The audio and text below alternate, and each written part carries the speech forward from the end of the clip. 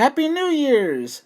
I'm sorry I've been gone, but with school finals and the holiday season, and frankly, the lack of news this November, I haven't had time to really make any more updates.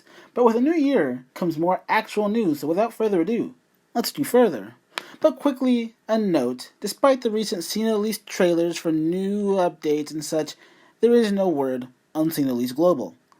Now on with the news. Ahead of April 2020, which will mark Nier franchise's 10th birthday, Square Enix has released a webpage dedicated to the series' 10th anniversary, and with it comes a slew of new information regarding the future releases of the Nier series.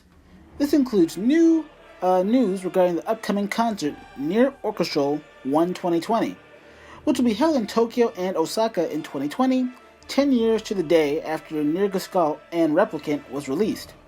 The performance will be consisting of a full orchestral performance of songs selected from Nier Gestalt, Replicant, and Automata, readings by gorgeous voice actors, and singings by vocalists. I'm sure it will be a lovely performance, and I look forward to hearing more from the project. Certainly worthy of the game's 10th anniversary.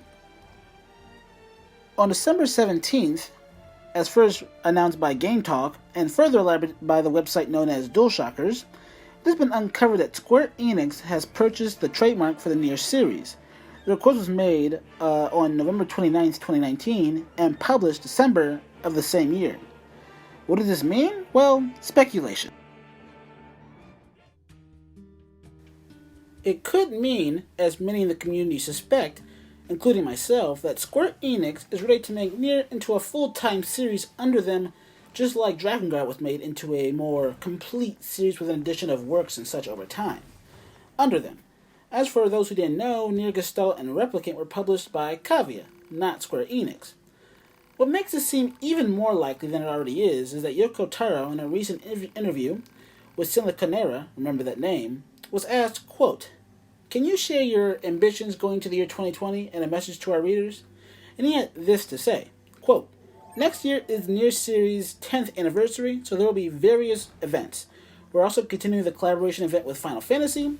Furthermore, expect from various fields such as manga and stage plays. So I think it'll be busy times. I'd like to go through 2020 without forgetting our feelings of gratitude for the customers." End quote. So clearly, 2020 is going to be a busy time for Yoko Taro and for Square Enix, and it'll be a great year to be a Taro fan, with manga and stage plays in the works. Many are wondering if a remaster of Gestalt and Replicant or even Drakengard games may be in the works, and for you older fans, you might remember that Drakengard got the novella and manga treatment, so it didn't seem too far off that Nier might be getting the same treatment in the coming years. Finally, for perhaps the most interesting piece of news regarding Yoko Taro, Yoko Taro has been convicted of being part of an anti-producer terrorist ring. Yes, this is true, folks. According to Siliconera, quote, "Yoko Taro takes 100 producers hostage, murders Square Enix's Yosuke Saito," end quote. The article details how Yoko Taro's final message was a statement he made earlier detailing Square Enix's plan for the coming year, and soon after he went to 4G Gamer headquarters and took 100 game producers hostage.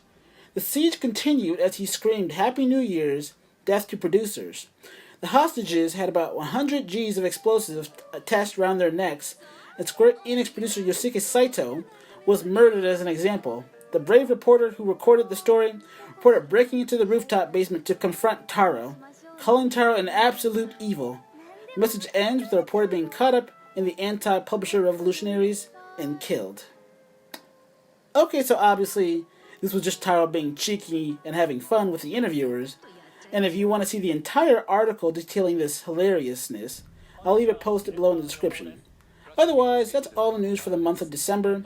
We made it, everyone. Let's make 2020 a good one. Before I forget, I noticed my video covering the collapse of Cena Release Global had neared 1,000 views, making it my most viewed YouTube video to date. So thank you for that. Like, share, and subscribe, and adios, my friends. Everything that lives is designed to end. We are perpetually trapped in a never-ending spiral of life and death. Is this a curse? Or some kind of punishment? I often think about the God who blessed us with this cryptic puzzle, and wonder if we'll ever have the chance to kill him.